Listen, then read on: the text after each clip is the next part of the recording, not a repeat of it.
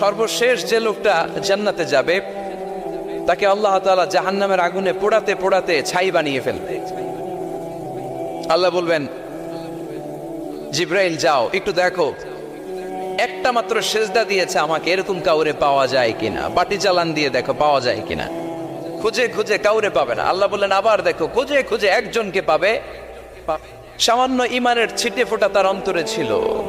আল্লাহ বলবেন, যেহেতু ছিটে ফোঁটা আছে, অনেক মায়ের খেয়েছে, ওকে বের করে জাহান্নাম থেকে বের করে একটা নির্ধারিত দূরত্বে রেখে দাও। রেখে দেয়া হবে, কিন্তু জাহান্নামের আগুনের লেলিহান শিখাতে তার গা ঝলসে যাবে। সে আল্লাহর ডেকে বলবে, মাবুদ তোমার কাছে আমি কিছু চাই না। জাহান্নাম থেকে তুমি আমাকে বের করেছো, জীবন নদীর পানি তুমি আমার গায়ের মধ্যে ঢেলে দিয়েছো, আমি আবার সজীবতা ফিরে পেয়েছি। আমি তোমার কাছে জান্নাত চাই না, শুধু নিরাপদ একটা দূরত্বে আমাকে রেখে আসো, যাতে জাহান্নামের আগুন আমারে কষ্ট দিতে না পারে। আল্লাহ, আমি কিন্তু তোমার কাছে জান্নাত চাই না। কি চাই না? কি চাই না? জান্নাত চাই না, কিন্তু জাহান্নামের আগুন আমারে কষ্ট দিচ্ছে, এতটা দূরত্বে রাখো যাতে জাহান্নামের আগুন আমার গায়ে না লাগে।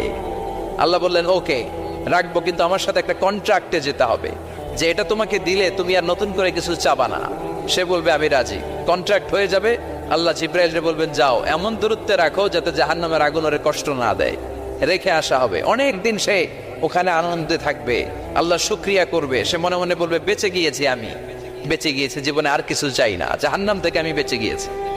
অনেকদিন থাকার পরে মনে মনে ভাববে, পাইসা তো গেছি, কিন্তু নতুন করে একটু ট্রাই করে দেখি, জাহান্নামের সৌন্দর্যের দৃশ্য একটু চোখ দিয়ে অবলোকন করা যায় কিনা। সে আল্লাহরে ডেকে বলবে, আল্লাহ ইনদি সুআল, আমার একটা ফরিয়াদ আছে। কি ফরিয়াদ? আল্লাহ আগেই বলে রাখি, আমি কিন্তু জান্নাতে যেতে চাই না। আল্লাহ বলবেন, কি চাও? সে বলবে, আল্লাহ তোমার জান্নাতটা তুমি কত সুন্দর করে বানিয়েছো, আমি একটা নজর শুধু দেখতে চাই। জান্নাতের দরজার সামনে নিয়ে যদি আমারে বসিয়ে রাখো, দ্যাটস ইনাফ, আর কিছু চাই না, আর কিছু, শুধু জান্নাতের দরজার সামনে। আল্লাহ বললেন, তুই না ওয়াদা করেছিস, তুই না চুক্তি করেছিস। সে বলবে, আল্লাহ আমারে হতভাগা বানাইয়া তোমার কি লাভ? সুবহানাল্লাহ পড়ে,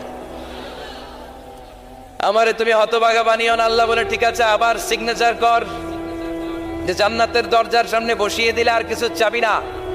সে সিগনেচার করে বলে, আমি চাবো না। আল্লাহ বললেন, জিব্রাইল বেচারারে ধরে জান্নাতের গেটের সামনে বসায় দে। এবার জান্নাতের গেটের সামনে বসে বসে জান্নাতের সৌন্দর্য দেখা শুরু করবে। সুবহানাল্লাহ, এমন সৌন্দর্য যেটা চোখ দিয়ে কেউ দেখে নাই, কান দিয়ে শোনে নাই। ওই সৌন্দর্য চোখে দেখে, কান দিয়ে আওয়াজ শোনে, মাগার ভোগ করতে পারে না। অন্তরে জ্বালা আছে না নাই? এয়ার কন্ডিশনের রুমে ঢুকতে না পারলেও, এয়ার কন্ডিশনের রুমের দরজার বাইরে দাঁড়ালেও এয়ার কন্ডিশনের রুমের একটা ঠান্ডা বাতাস গায়ে লাগে না? কথা বলেন তো। ও যখন জান্নাতের দরজার সামনে দাঁড়াবে, ওর গায়েও এরকম জান্নাতের ঠান্ডা বাতাসের হিমেল ছোঁয়া গাটাকে শীতল করে দিবে। ওই শীতল হয়ে যাওয়ার পরে আর তো সহ্য হবে না, আবার আল্লাহরে ডাকবে, মনে মনে